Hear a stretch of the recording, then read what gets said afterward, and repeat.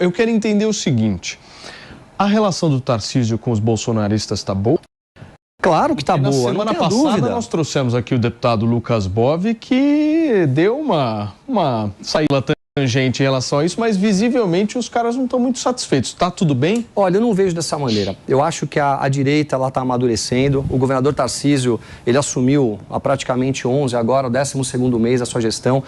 Tudo que foi proposto pelo governo, a Assembleia Legislativa aprovou. A coisa tem caminhado, mas é muito natural que hajam conversas de alinhamento. E houve uma conversa ontem, né, uma reunião de quase 5 ou 6 horas. Caramba! A qual eu percebi que foi muito produtiva para ambas as partes. A direita... Entre quem? A direita... Entre quem a reunião? Entre o governador de estado e alguns deputados da base bolsonarista. Entre eles, aliás, deputados que eu gosto muito, tá? Lucas Bove, Gil Diniz. Assim, os deputados são deputados muito queridos por nós. Tem um trabalho... Estão bravos com o Tarcísio. Não. Eles têm um trabalho muito atuante dentro da Assembleia Legislativa. Votaram a favor de todas as pautas do governo, e é importante que haja um alinhamento. O que é mais importante na política do que sentar para conversar e alinhar as coisas? Então eu entendo que tanto o governo quanto eles colocaram os pontos, se entenderam na reunião. Eu estava lá, eu estava no Palácio, e eu vi ali a saída da reunião, e eu percebi que a cara de todos lá foi uma cara muito produtiva. Falar, puxa, a gente conseguiu se entender, entendemos os pontos do governo, entendemos os pontos dos próprios deputados, e agora vamos seguir em frente e continuar trabalhando. O que você apurou dos bastidores da Assembleia? Primeiro, o Bolsonaro que deu start, né? O dia que ele falou que a relação era mais ou menos e que o governador dava umas escorregadas, você pode ver, depois no outro dia começou esse bloco, que hoje são 5 deputados, e eles pretendem chegar a 12. Se eu falar que eu passei 5 horas conversando com a minha mulher direto, é porque aí tem crise, né? 5 horas direto. 5 horas é muito. É muito, mais com a né? mulher, pô. É muito. É crise. Minha mulher vai mandar mensagem. Vocês me permitiram um ponto... Não, mas é crise. É crise. Tanto é que a privatização da Sabesp vinha junto com um projeto de aumento de ICMS. Você pode ver, mandou só de privatização e tirou o ICMS. E eles ficaram muito incomodados, inclusive com a pauta que o Tarcísio deu, do feriado da consciência negra virou um feriado do Estado. Então, eles estão incomodados, estão formando um bloco e... Os caras não gostam do Tarcísio. No final das contas, eu não vejo dessa forma. O projeto do ICMS, Wilson, tem nada a ver com o Sabesp. Eu tenho um ponto... Não, mas o PP... Mas eu sei, ia o projeto da privatização e ICMS junto. Só que por conta desse bloco, a questão de aumento de impostos era uma pauta bolsonarista contra, inclusive o governo Rodrigo Garcia e João Dória. Eles iam contaminar a história da privatização da Sabesp. E eles retiraram. Isso aí tem segundo plano. O primeiro plano é que o Tarcísio faz acenos constantes para a esquerda. Não é verdade. Não é assim. Não. O dia da consciência negra é uma pauta da esquerda. O dia da consciência negra é uma pauta da esquerda. Eu queria colocar um ponto, tá? É um ponto de vista meu e eu sempre tento ser muito moderado em tudo isso. Primeiro que o Tarcísio... É muito legal te ver assim. Primeiro que o Tarcísio só dedicaria tempo a pessoas que ele gosta, que ele quer bem e que ele quer ouvir. Nenhum governador de estado para o seu dia para falar com deputados a qual não faz sentido conversar. Então, o fato dele ter dedicado tempo é porque ele respeita aquelas pessoas que lá estão. Agora, um governador de estado, ele tem que governar para um estado inteiro. Existem pautas, que nem a manifestação LGBT. A turma fala, não pode ter manifestação, não queremos manifestação. Como é que faz? Se existem 2 milhões de pessoas numa manifestação, o que o governador do estado faz? O que ele deve fazer? Ele ignora que essas pessoas existem, como governador? Uma coisa é eu no papel de militante em cima de um caminhão, eu dentro da Assembleia Legislativa defendendo alguma pauta, outra coisa é a cadeira do governador. Eu acho que com a cadeira dele, ele está fazendo o melhor que ele pode. Eles ficaram bravos quando ele foi lá para São Sebastião dar a mão pro Lula. Tomé, você é um deputado diferenciado, eu já falei desde o início. Você tem um cara com posições firmes, mas com capacidade de escutar os contrários. O outro time não é bem assim. Eu sou conservador, liberal na economia, bolsonarista, estou em cima de um caminhão há mais de 10 anos defendendo a direita, valores, princípios, família, liberdade de expressão, Estado menor. Então, assim, todos esses valores eu tenho, mas a gente tem que compreender que se a gente quiser caminhar com um Estado saudável, a gente tem que conversar um pouco mais. Não dá para a direita atacar a direita o tempo todo. A direita tem que conversar... A esquerda, por exemplo, ao lado do meu gabinete, tem ali o PT. E eu vejo como eles entram lá dentro, e vira e mexe eu vejo umas confusões tremendas acontecendo lá. Só que a hora que eles saem, eles estão todos de braços dados e unidos. Eles discutem as pautas, divergem as pautas, brigam, fazem as pazes e se colocam de uma maneira em bloco no momento que eles saem de lá para poderem votar. Então, a direita precisa criar essa maturidade. Agora, Tomé, deixa eu só fazer um rápido break para quem está no rádio, Beraldo. A gente já volta, são 10 horas e 25 minutos. Pode falar. Pergunta. Bolsonarismo tem base num líder, que é o Bolsonaro. Hoje, Bolsonaro não tem mandato e a figura mais importante exercendo o mandato que veio do bolsonarismo é justamente Tarcísio de Freitas, governador do estado de São Paulo. Ser governador, ser chefe do executivo, exige diálogo, porque você governa para uma população geral. É muito diferente você ser deputado. Deputado pode ficar ali na tribuna, enfim, criticando e tal. Mas o governador, o presidente, o prefeito, ele tem que governar para uma população total. Há uma percepção do público bolsonarista de que o Tarcísio é uma ameaça a essa liderança do Bolsonaro e que esse tipo de atitude que ele tem de governar para um estado todo é usado contra ele? Eu não vejo dessa maneira. Eu não vejo dessa forma. Primeiro que eu queria dizer que os deputados que lá estão, Gil Diniz, Lucas Bove, Major Meca, o Tenente Coimbra, são pessoas maravilhosas. Estão lá para poder defender a população e as nossas pautas de conservadores. Eu tenho um valor e um orgulho deles enorme. Ao mesmo tempo, eu tenho a mesma admiração pelo governador Tarcísio de Freitas. O que nós temos que entender agora é que nós somos governo.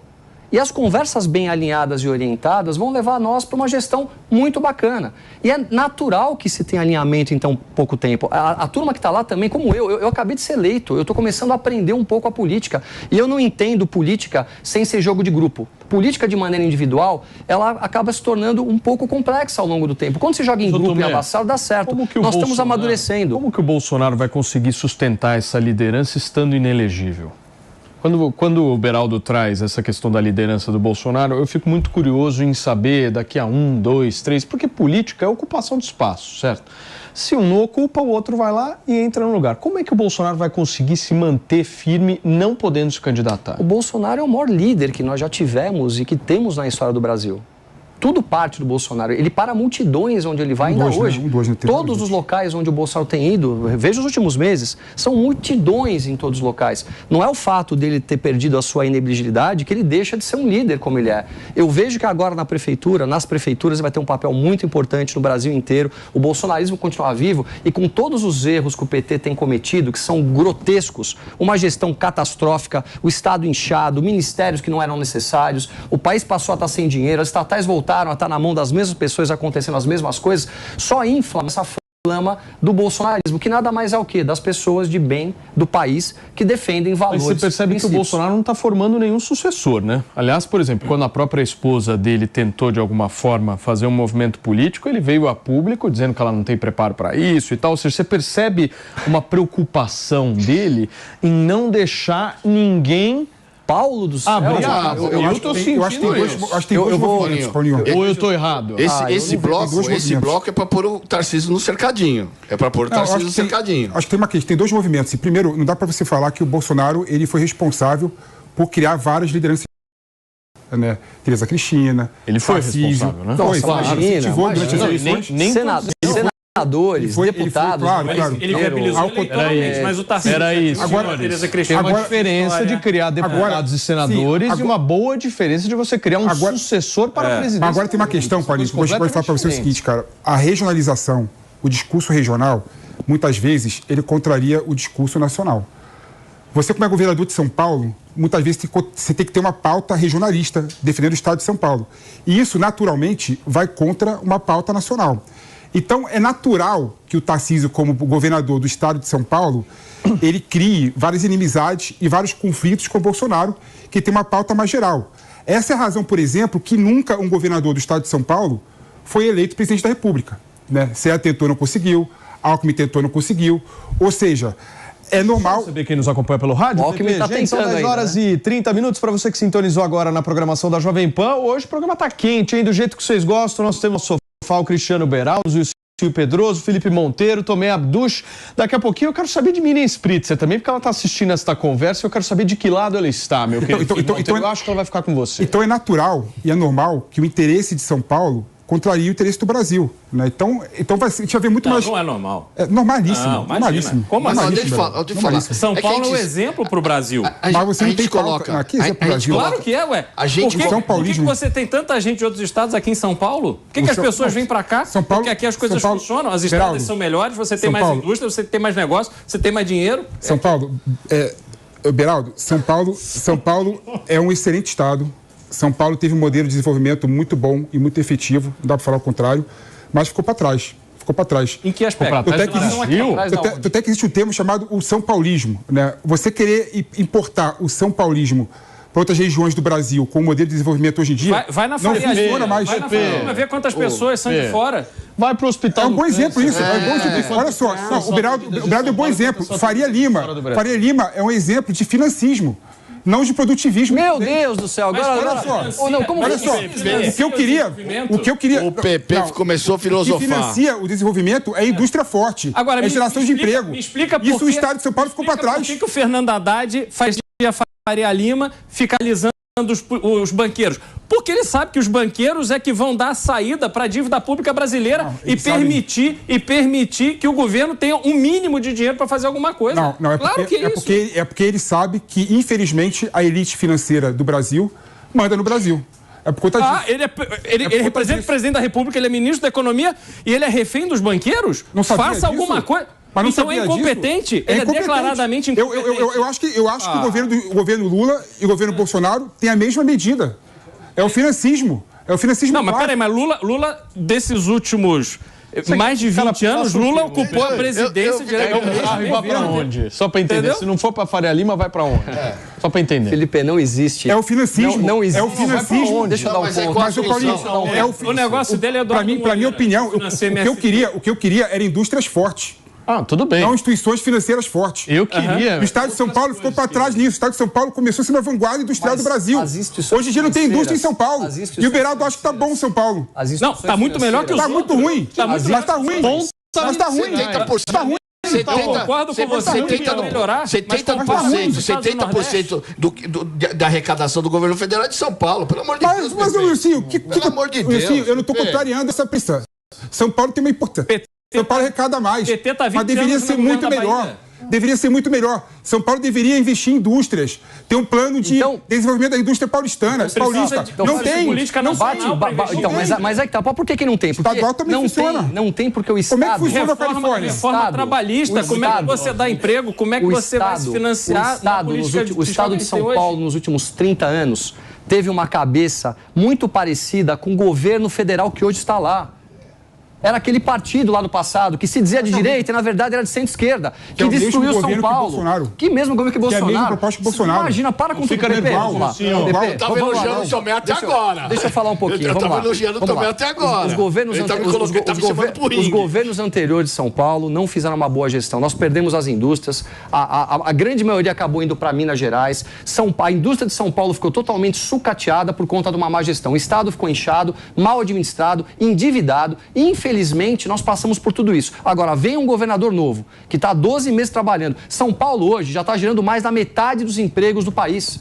São Paulo hoje é a locomotiva desse pequeno crescimento. Mas o que ele fez? O Brasil está tendo. Ô, Tomé, tudo bem. Então vamos lá. O que ele fez? O que ele fez para a indústria? Do Ilcinho, hein? O Tomé é um cara tão inteligente. Pô, economia é uma questão de direcionamento do governo federal. O que São Paulo fez é tentar se defender. Explica a cidade de Extrema. Explica a cidade de Extrema. As indústrias saíram de São Paulo, cruzaram a fronteira. Mas isso é guerra fiscal. Isso é guerra fiscal. E por que o Estado de São Paulo mais rico foi incompetente? Fiscal, porque senão... E o pior, as indústrias de Extrema vêm buscar mão de obra em São Paulo. Você vê os ônibus que cruzam a fronteira, tiram a mão de obra de São Paulo, eles vão lá, geram riqueza em Minas e vêm dormir.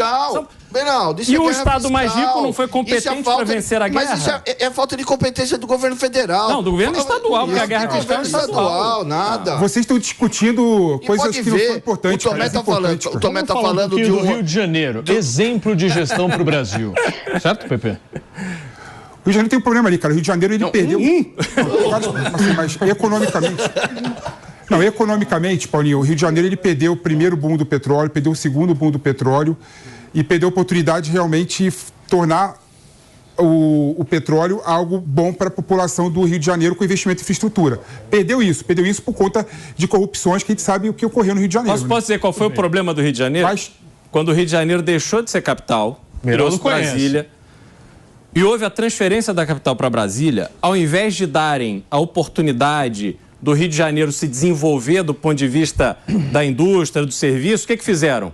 Vamos compensar o Rio de Janeiro com emprego público. E o Rio de Janeiro, pasmem, o Rio de Janeiro até hoje tem mais funcionário público federal do que Brasília. Como é que vocês explicam a cidade que vive do serviço público, ainda mais com praia? Aí pronto, dá nisso. Não, mas você não tem... A questão, Brado, é o seguinte... Desculpa. Só um minuto. Miriam Spritzer, dá para ficar ao lado do PP hoje ou não? Olha, o PP vai ficar chateado, que eu sempre... É difícil, né? Ninguém... dele. Não, eu acho assim, gente, o problema do Brasil é o problema do Brasil em geral. Se fala muito em criar indústria e tal, e não se tem incentivos para criar essas coisas, seja em São Paulo, seja Rio de Janeiro, seja Rio Grande do Sul. E assim vai, a gente tem que criar empresas, a gente tem que criar empregos. A única forma de criar empregos é a partir do momento que se tem incentivos de abrir empresas e manter essas empresas abertas. E o Brasil torna isso muito difícil. Então, é uma questão que, tanto é que a gente vê o pessoal que se forma, a maioria acaba planejando fazer um concurso público, porque é mais atraente ter uma carreira dentro do órgão público do Brasil do que ter uma carreira na iniciativa privada. E isso é uma pena, porque a iniciativa privada é que vai carregar a economia do país.